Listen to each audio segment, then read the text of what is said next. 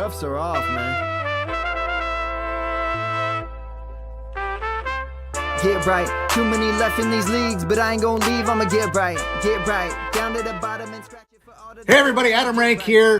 What's up everybody? It's Marcus Grant. This is AJ Dillon of the Green Bay Packers. I got to give a shout out to y'all at Get Right Fantasy. If you are not subscribed, what are you waiting for? You want to lose your league? Check out the Get Right Fantasy Network. You got to get right with the Get Right Fantasy Network. Best of luck with your podcast. Appreciate the support. And you're tuned in to watch my boys at Get Right Fantasy Network. Get you right. Enjoy the show. But I tune in every Friday. Strategies provided, I will lock in every way. So go and roll your sleeves up. Yeah, go and roll your sleeves up. And I'm getting down cause I roll my sleeves up. And I'm getting right cause I roll my sleeves up.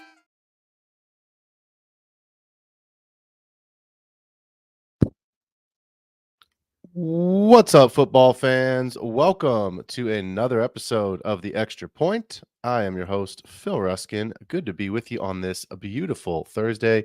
For those that don't know, I live in California. It is 68 degrees. The sun is shining. And I'm going to sit inside and watch football. And I don't care. I don't care at all. Stoked to have you all here. It is DFS betting underdog higher or lower show tonight. And then new segment, I'm going to add in my weekly picks. I'm in two different weekly picks pools. One is straight up. The other is with confidence points. And I haven't been doing that. So I feel like we just need to give the people a little bit more insight into who's going to win these football games this weekend. So before we jump in and get to the content, you all know what to do. Hit that like and subscribe button. You can follow me on Instagram at _extrapoint_FFB. If the podcast is more your style, you want to listen to this while you are on the move, pop those earbuds in. Patreon.com. You can follow along there, and you can also catch me on Spotify. So definitely listen on both of those channels. Of course, we're doing the live show. Get Right Fantasy Network, man. We got content for you all days of the week here, except for Saturday. So check out the screen here. We got Monday, Waiver Wire show. Tuesday, the Fantasy Boardroom with our guy Tycoon. Had an opportunity to have him on my show last night, which was awesome. Haven't had a chance to do a show with him yet, so it was great to have him. Wednesday, we've got a new show that I'm producing coming out on a Dynasty Outlook, trade talks, trade targets. Obviously looking at it from a redraft perspective, but really obviously long-term, what should we be doing with these players in the dynasty formats? And then immediately following that show on Wednesday, you got your buy low, sell highs. Thursday, again, extra point. Friday, part 1, part 2 sit starts. And Sunday, make sure you jump in early with Classic Mike so you can catch those active and inactives, get you ready for Sunday football. Make sure your team is perfectly up to date. Let's jump in and do a little recap here, obviously talking through what happened last week. And as we do that, y'all know what it is. Underdog is the absolute best and easiest place to play fantasy sports from their best ball draft tournaments, meaning no season-long time commitments, no waivers, no trades, no weekly lineup setting. You can also enter their pick'em contest where you can go higher or lower on player stats like total yards and touchdowns. And that's exactly what we're going to go through tonight for Thursday Night Football, and then some from the main slate as well. Use that promo Get Right, as you see on the screen here, GETRIGHT for the listeners. Receive a 50% deposit match. Instead of the $100 that I used to get, you can now get $1,000 in bonus cash. So make sure that you are going to use that promo code Get Right and sign up with Underdog Fantasy, or download the fastest growing fantasy app from the App Store now. Man, week 3, not my favorite in terms of some of these higher or lowers. Let's review. We got to tell the people how it went. I had Ramondre at 17 rushing attempts. I took the higher on that one. It was lower. It was 6. Woof. Game script, it just didn't go the right way for the Patriots. It was pretty much a beatdown from the start. The Jets were all over them. On the flip side of that, the next 3 here, the process was right. We just missed it, and just barely. I had Brees at 5.5 targets. I took the higher on that one. It was lower. He finished with 5 targets. So the process was right. He was obviously targeted a ton in the passing game, but we just didn't quite get that 6th target to make that one a winner. Garrett Wilson, I got poo-pooed. Everyone was saying that Garrett Wilson was going to have higher than 5.5 receptions in the first quarter, that he was going to be the guy. I didn't like the matchup. I didn't like the vibes. I took the lower. That one was a winner. And then Hunter Henry only getting 9 yards. I took the higher on 34.5 receiving yards. So 1 and 3 last week on my Thursday night underdog higher or lowers, bringing my season total to 6 and 4. I was out of town traveling, so I didn't put any. I was in a state where I could not participate during my travels, so I did not participate week 2. But 6 and 4 on Thursday night football, so still up plus money, but not where I want to be. And then as we review the main slate, I got killed again on the main slate. It was another really rough week. Brandon Ayuk, 68.5. We took the higher on the total yardage, rushing and receiving. Man, that was a loss. Juwan Jennings took everything. He took the yards. He was 11 for 12. He caught 11 passes off the 12 targets. He scored 3 touchdowns. I played him in DFS. He was one of my strong DFS plays last week, so thanks, Juwan Jennings, for making me a bunch of money there. But Brandon Ayuk not helping with my higher or lower. And then these next 3, man, we were right there with all of them. Saquon Barkley, 18 rushing attempts. I took the higher. That was also a loss. He had 17 rushing attempts. So we needed 2 more rushing attempts for Mr. Barkley.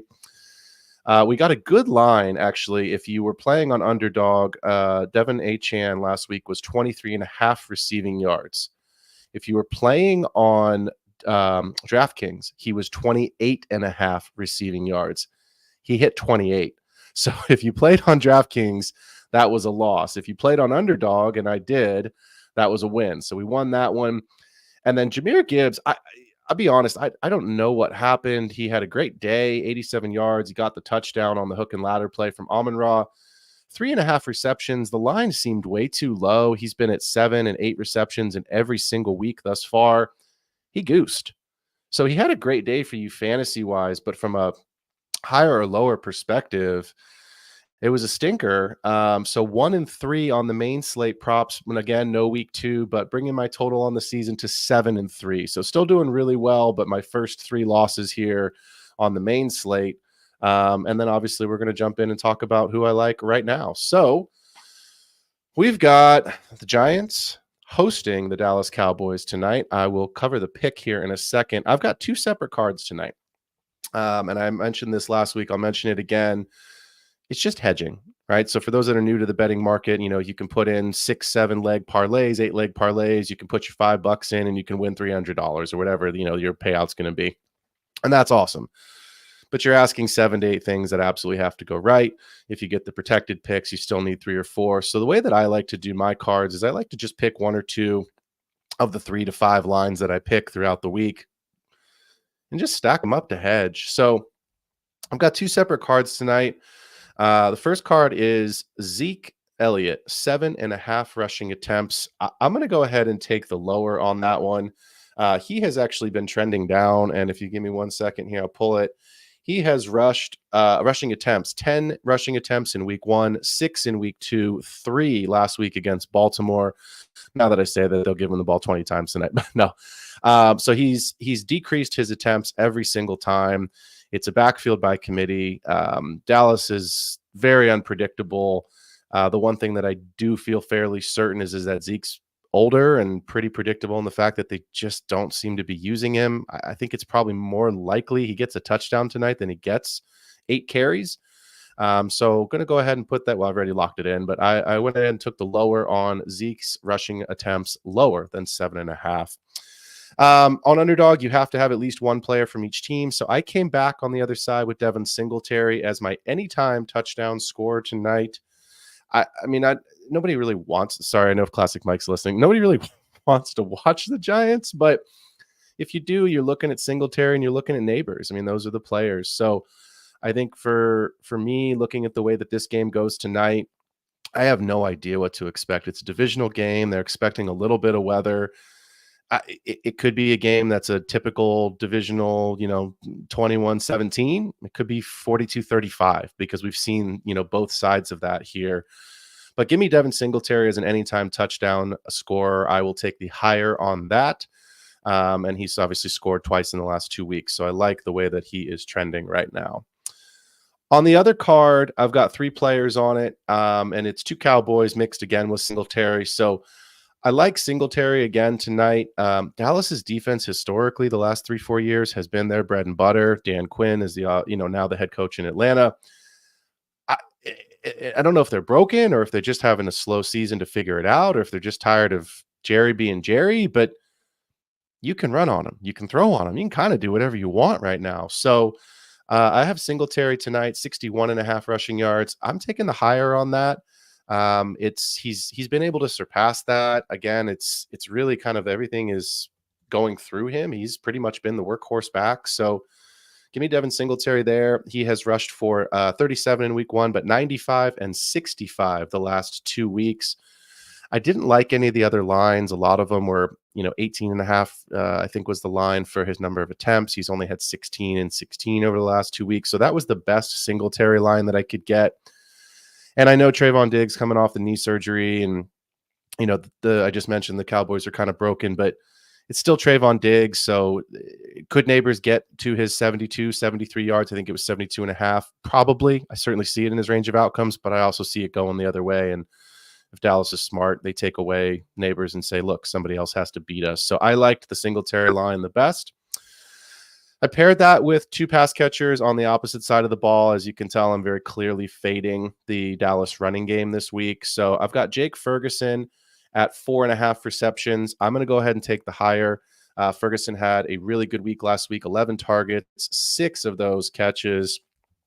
And I'm going to grab his yardage total here really quick. 95 total yards on that. So I like Ferguson tonight for higher than 4.5 receptions. And then CeeDee Lamb, I took the anytime touchdown scorer. Again, I'm fading the running game. So I do think if there's a touchdown tonight, it's obviously the number 1 target in the offense. He's the guy. Give me CeeDee Lamb on my card. So that second card will be Ferguson on the higher, 4.5 receptions, Singletary higher on 61.5, and CeeDee Lamb is the anytime touchdown scorer taking the higher. And so we'll recap next week and see how we do. Moving to the main slate, there's only 3 lines that I have right now, and I don't know if Underdog is still adding them. When I was locking this one in, Najee Harris was at 64.5 rushing yards, and I just got him at 63.5, so I got an extra yard back. No Jaylen Warren this week, most likely. It doesn't look that way. They're on the road in Indianapolis. Justin Fields isn't running as much as he normally does. I don't know what kind of a game environment it's going to be because Anthony Richardson is turning it over a ton right now. So I think there's ways that it's just a kind of a ugly, grind it out, give the ball to Jonathan Taylor, give the ball to Najee Harris, and see which one's better and who ends up scoring a couple extra points, maybe a field goal difference in that game. So I like Najee this week for the higher on 63.5. He has gotten there the last couple of weeks. So I think with no Jaylen Warren, that's what gives me a little bit more confidence just simply because of the workload. Again, volume is king in fantasy. That's what we're looking for. Najee has rushed for 70, 69, and 70 in each of the first 3 weeks. So 63.5 with no Jaylen Warren. I will take the higher on that one. The next one is interesting because it's a player who you just don't love. He's just kind of a guy, but he's been really, really involved. In fact, he was the Falcons' number 1 target earner last week. And it's Darnell Mooney. I actually think Mooney's going to be involved again this week. He's had good involvement so far this season. 3 targets, 1 reception, 15 yards in week 1, but week 1 was poo-poo for the Falcons. Nobody had a good day. And then he comes back and plays 100% of the snaps, turns 7 targets into 3 for 88. And then last week playing 8 targets, as I mentioned, catching all 8 for 66. He's only looking at 3.5 receiving targets right now. So I'm going to take the over on them. I'm going to take the higher on that one because I do think that he's going to be involved in this game plan. And I'll be fine with that. Again, earning 3, 7, and 8 in the first 3 weeks. So mathematically, we're looking at some trends. It's trending up and in the right direction. So give me Mooney higher than 3.5 receiving targets. The next one I'm looking at here is T. Higgins. There's 2 different lines on him. I'm not entirely sure which one I like the best right now. It might change, and my attitude about it might change. 4.5 receptions or 52.5 receiving yards. Higgins was a out of bounds touchdown catch away last week from having a really good day. I had said, Ross and I were breaking down the main slate, talking about the games. And I said, look, you probably can't start him. And if you do, because you have to, you're going to get 3 for 34 and hope that one of those is a touchdown. His line was 3 for 36 and no touchdowns. So I was pretty spot on that one as far as my prediction. I might jump on Sunday Live with Mike really early in the morning while he's going through his active inactives and go through as underdog updates some more lines to give you guys a couple of extra lines that I like. But for right now, I'm looking at one of those two, and T. Higgins trending in the right direction. It's one of the, I think it's the second highest overall game total on the slate this week, Cincinnati and Carolina. So I am interested in some T. Higgins this week as far as some of the higher or lowers go. That was our higher or lower segment, of course, brought to you by Underdog. Again, make sure that you are jumping on Underdog, downloading that, and getting your $1,000 bonus cash. Let's switch gears a little bit here. Let's jump over to DFS. And, of course, all of these numbers and all these lines that I'm giving you for my DFS lineups this week are for cash games only. These are not for large field tournaments. And these are on DraftKings. So this is where I generally play. I know Kendall and Classic have been adding into their Friday show a little bit of FanDuel. I also play on FanDuel, but the majority of my DFS is done through DraftKings. So if you're looking for some FanDuel, jump on Friday night. I know Classic and Kendall will have some awesome some lineup cards and some different things that they like there as well. So DFS, let's go ahead and start here at the quarterback position. There are 3 quarterbacks that I am targeting this week. CJ Stroud at $7,000. I like Stroud this week. I think for me, it's the Texans and the Jaguars. The Texans should roll. I said that last week, and the Texans got beat up. The Jaguars have been poor. I think this is a good bounce back spot for Stroud. There is no Joe Mixon again this week. There is no Dameon Pierce. So it's another week of Cam Akers. I'll get to him in a second. But again, I think Stroud slings it. So $7,000 for Stroud. And then I'm actually going in my quarterback pool with the 2 quarterbacks in the same game. Kyler Murray at 6,800 and then Jaden Daniels at 6,500.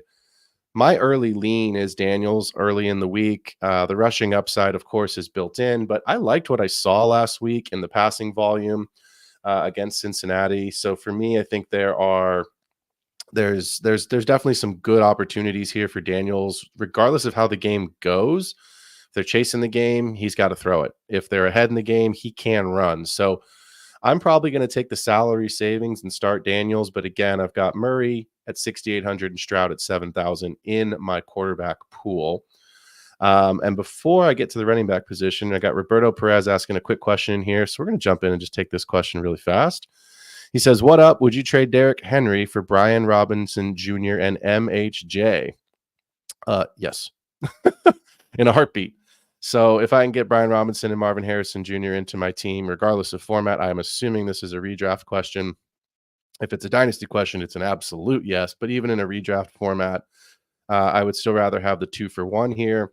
Brian Robinson Jr. has been okay this season.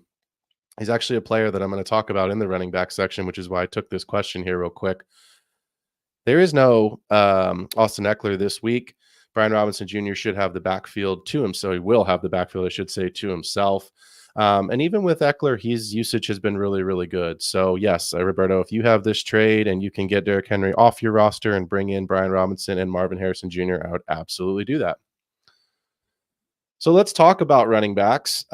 This week, it's hard for me because there's really only 3 players that I'm really interested in at the running back position. As the week goes on, I may change it a little bit, but it's Saquon Barkley at $8,000. It's really hard for me to pay up for the number 1 running back. But if I do pay down at quarterback for a Jaden Daniels, which is the lean that I think I have, then I have that salary savings to get up to Saquon. There is no A.J. Brown this week. There is no Devonta Smith. I think you can maybe target one of the Eagles pass catchers as a punt play.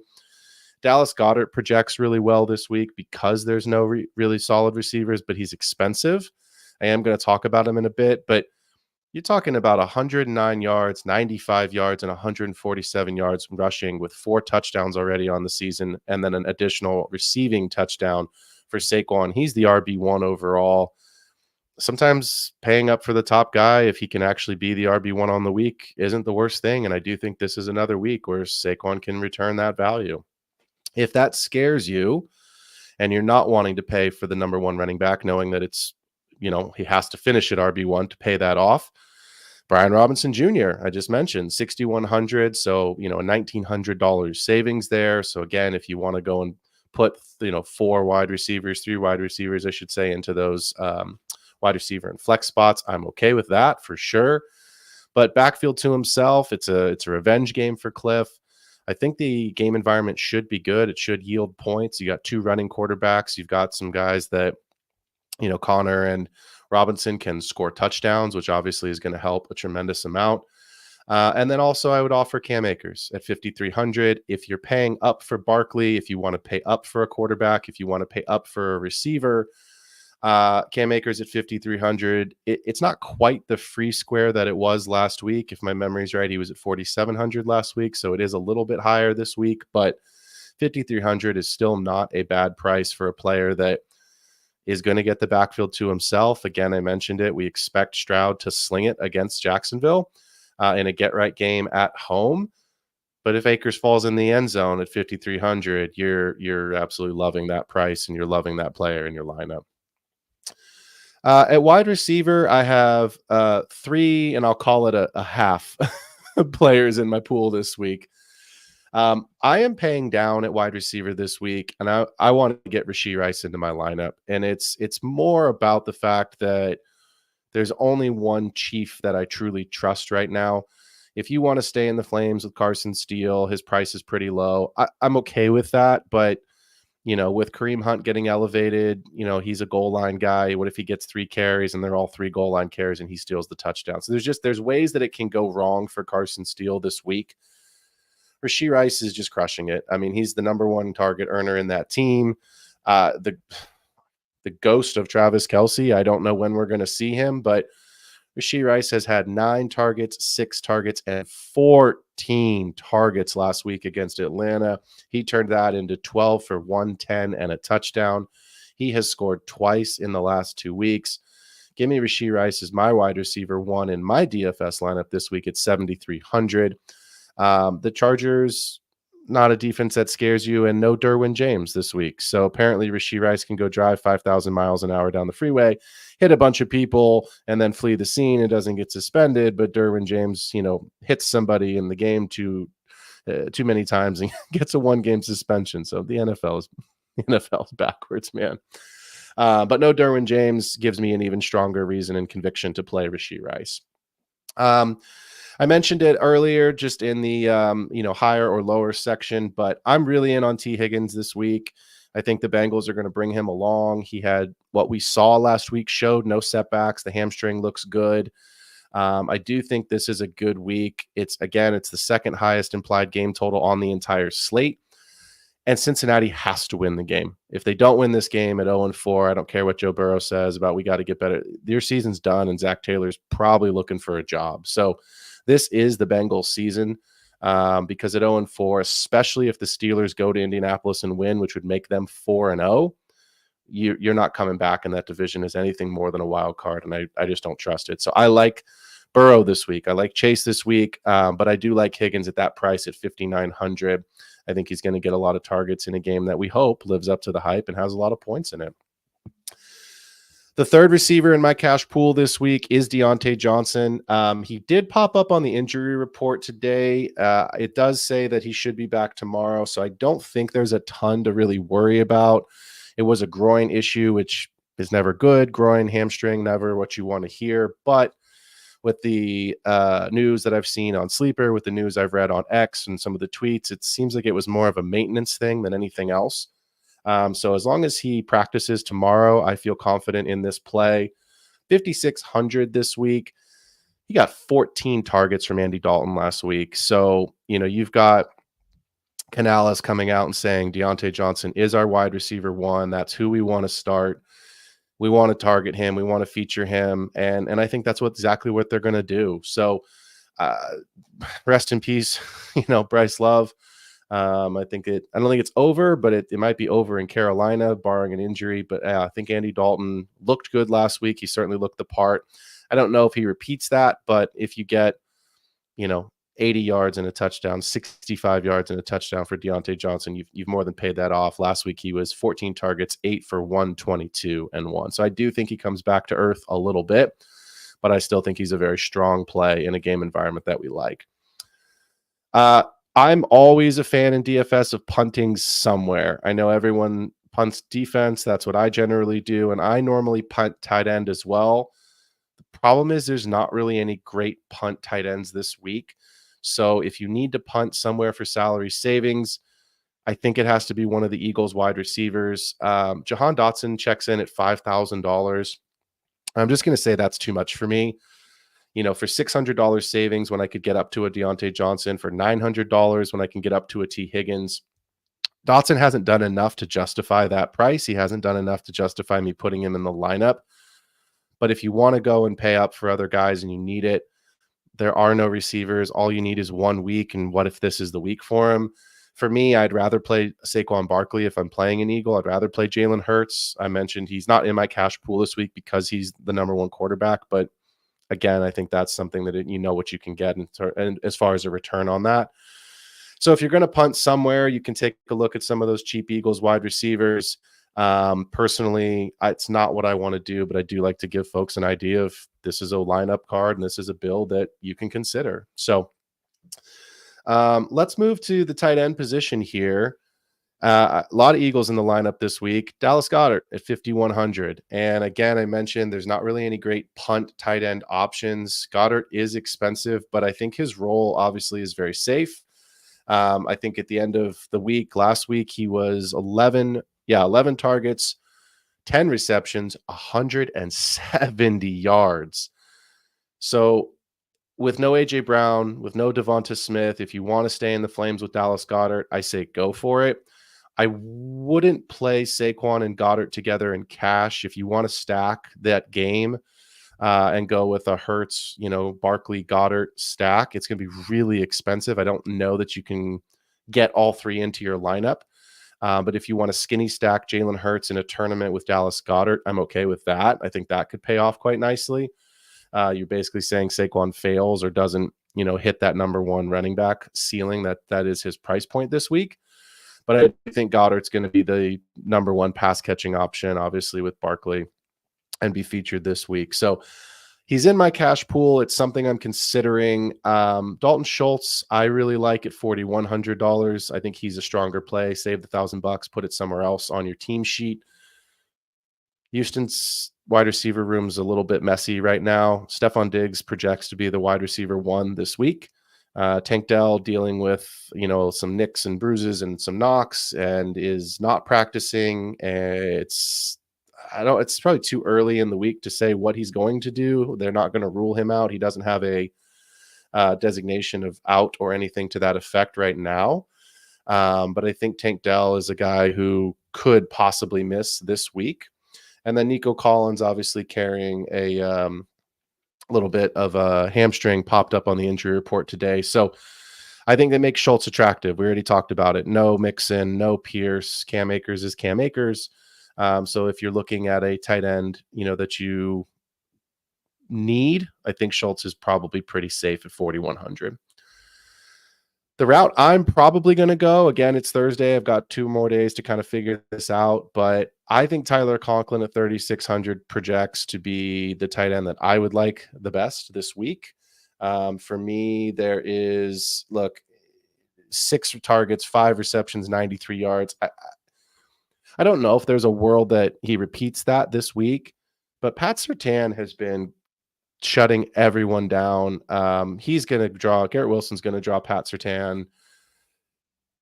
I think that means Conklin's the play. I think Braylon Allen is a great play in tournaments this week. If you want to get different and go somewhere from Brees, kind of get off of the Brees in your running back slot there. I think that would be a great tournament play. I wouldn't go there in cash. But I think Tyler Conklin's probably my quote unquote punt tight end just because of the highest volume or projected volume relative to the cheapest cost. I got a good question in here from Jose about defenses. So I'm going to get to that in just 1 second here because I want to talk about 2 really quick defenses. There's only 2 defenses I'm looking at this week in cash. It's the Texans at 3,000. Look, Jacksonville's awful right now. They're just a disaster. They're a dumpster fire. I think the Texans are going to roll in this game. They're at home. They had a tough week last week. It's a good get right spot for them. So I think that's probably my play at 3,000. If you have a couple extra $100 and you feel strongly that you want to play a little bit more expensive defense, I think you can play Pittsburgh.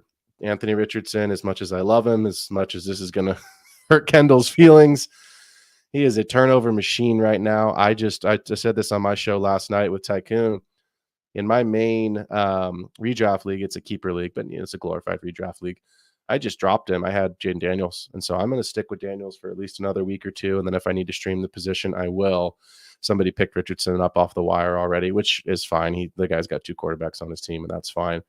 But Richardson's turning the ball over like crazy. So Pittsburgh's playing really well. Their defense is awesome.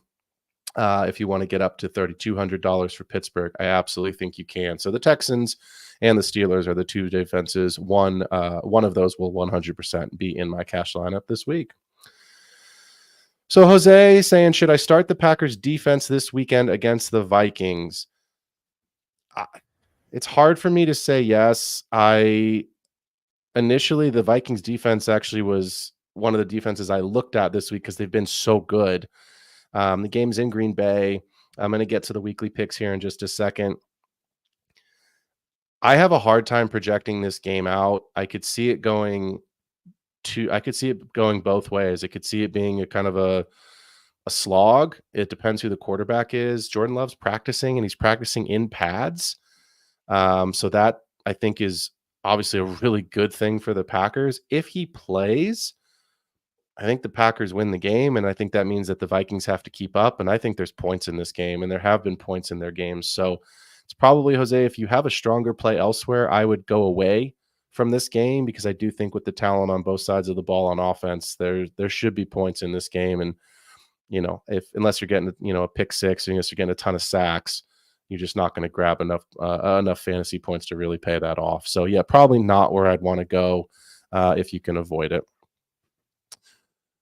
So new segment. Let's wrap up the show here. Obviously getting ready for Thursday night football. Let's start with our weekly picks. I haven't done this for the life of me. I don't know how I just missed it, but let's add this into the show.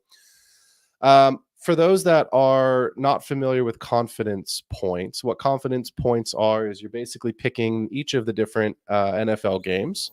You are picking the winner of that game straight up, but you are assigning a value 1 through 16, or when the bye weeks start happening here next week, the number of games that are on the slate. You're assigning a value to the winner, and if that team actually wins, you earn that number of points. So, for example, tonight, Dallas plays the Giants. If you think absolutely 100% Dallas will win the game, you would assign 16 points. If I think that Dallas is going to win the game, but I'm not so sure, then I might assign 5 points. If Dallas wins the game, you get 16, I get 5.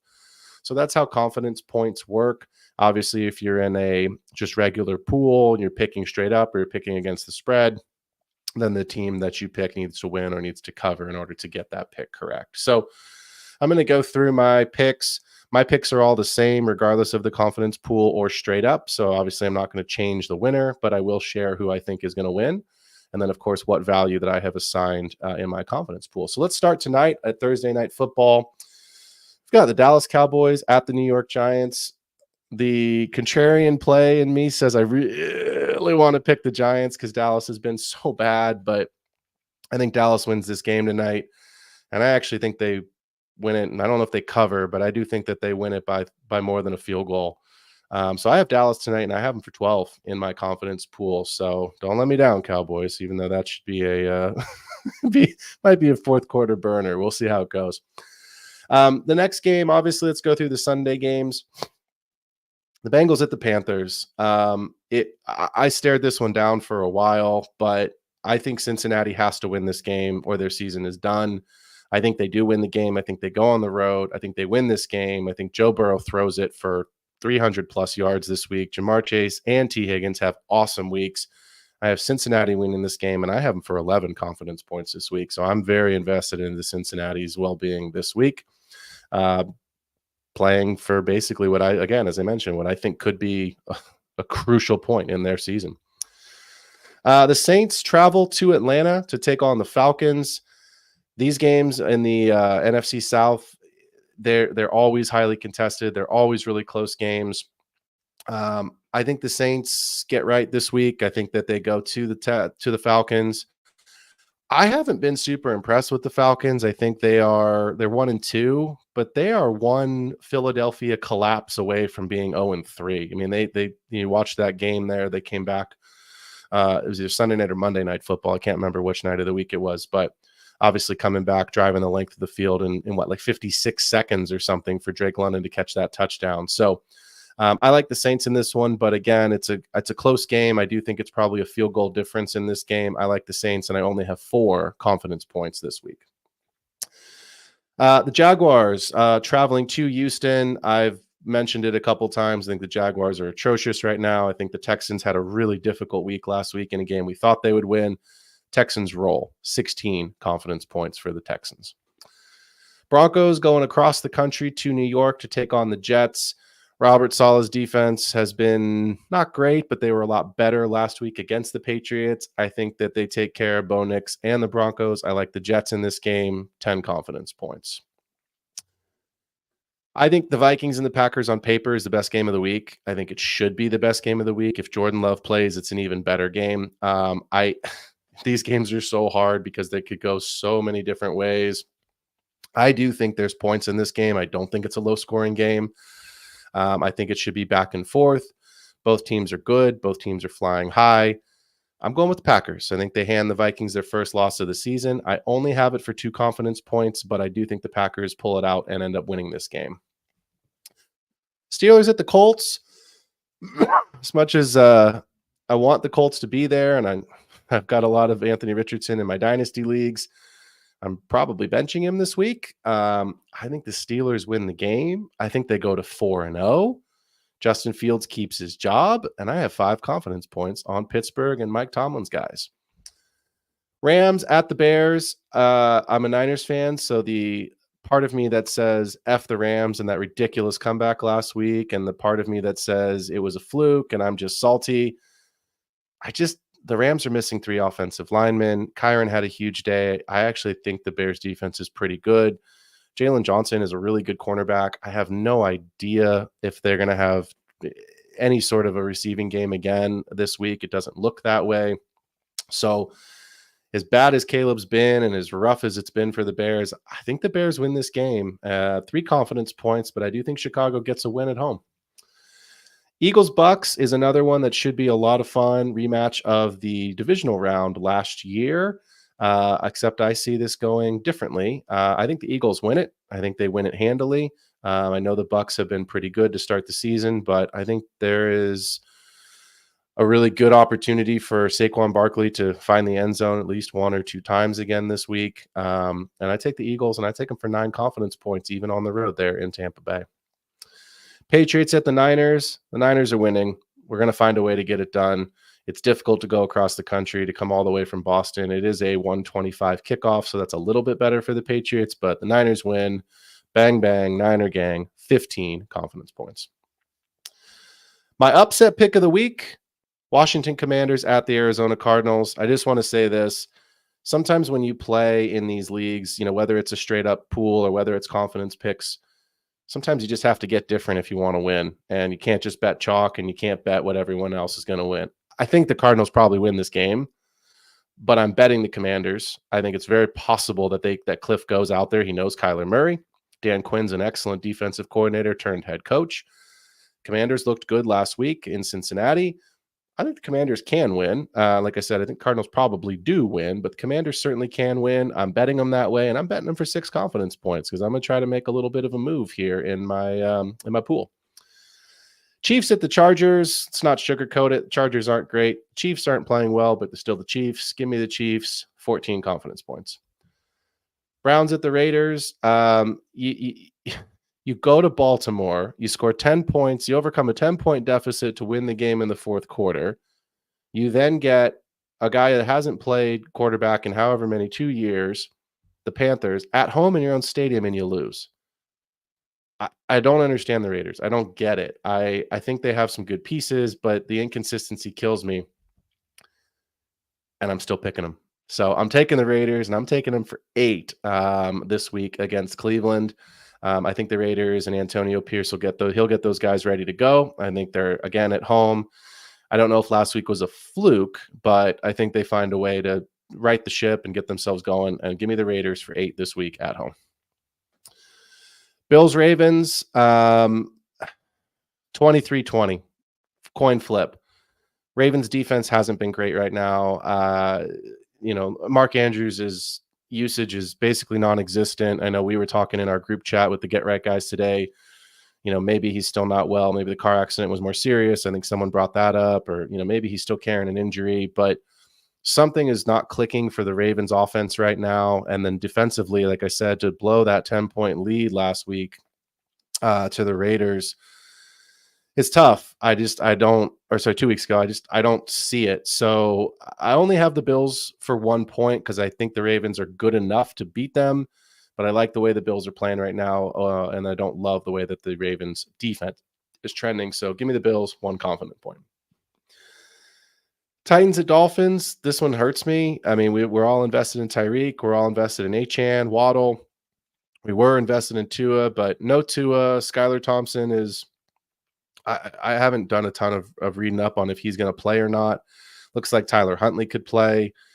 I don't think it matters. As bad as Will Levis has been, as many great funny memes as he's given us, and the quotes that he's given us and all of the nonsense, I like the Titans defense, and they've actually been pretty good this season against the run, and they've defended well against the pass.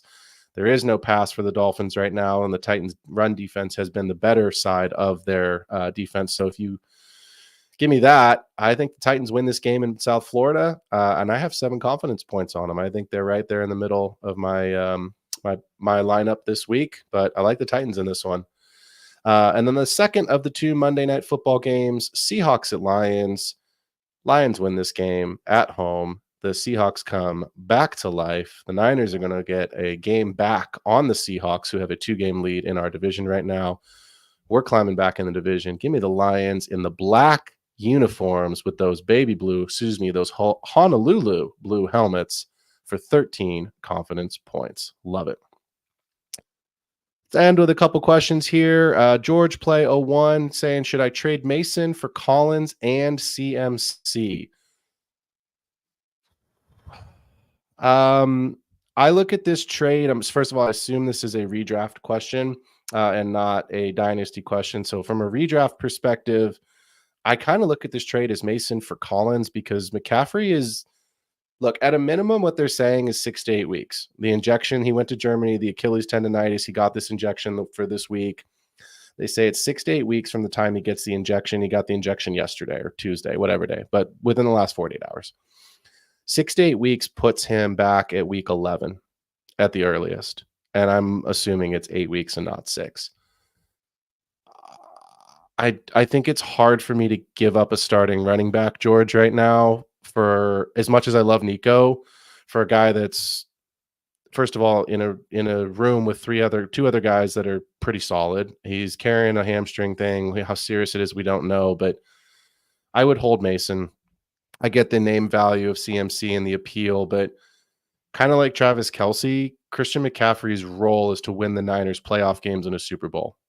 That's truly what they signed him for. So if the Niners can find a way to get into the playoffs, and I do think that they will, that's when McCaffrey is going to be most valuable. I could see the Niners riding Jordan Mason all the way through the regular season, getting Christian as healthy as they can, and then trying to use him for a playoff run. So I would hold Mason. I think Mason's been good. The Niners offense is always going to be, one of the upper echelon offenses in the league. He's got the goal line work to himself, and Debo's still hurt. So yeah, keep Mason. Second part of the question was, my running backs are Barkley, Gibbs, Bucky, Roschon, and Javonte. I mean, you've got three really good ones with Barkley, Gibbs, and Mason. Bucky's hurt right now. Doesn't look like he's going to play this week. Roshan was the number one waiver wire ad this week. And Javonte, I've been out on Javonte all summer, and I'm not in on him right now. And right now I look justified in that take. So it's hard for me to say, even with those running backs, it's hard for me to trade him away. We got your boy HJ asking, what about the Cowboys and Giants tonight? What player props are you taking? So obviously joined the show late, but love to have you. Appreciate you being here. We'll go back and review those real quick. Two quick cards. Card number one, Ezekiel Elliott, 7.5 rushing attempts. I am taking the lower. Devin Singletary, anytime touchdown. I'm going to take the higher. I think he finds a way in the end zone tonight. On card two, Jake Ferguson, 4.5 receptions. I'm going to take the higher. I really don't see another pass catching option outside of Ferguson and CeeDee Lamb. Devin Singletary, 61.5 rushing yards. I think he gets there. I'm taking the higher. I think he gets there if it's a negative game script and the Giants are chasing it. Maybe that's the way that it fails. But early, I expect them to try to at least establish to run early so that they can free up Neighbors. So I'm still going to take the higher on that. And CeeDee Lamb is the anytime touchdown. I took the higher there as well. So two separate cards for me tonight, but those are the lines that I like.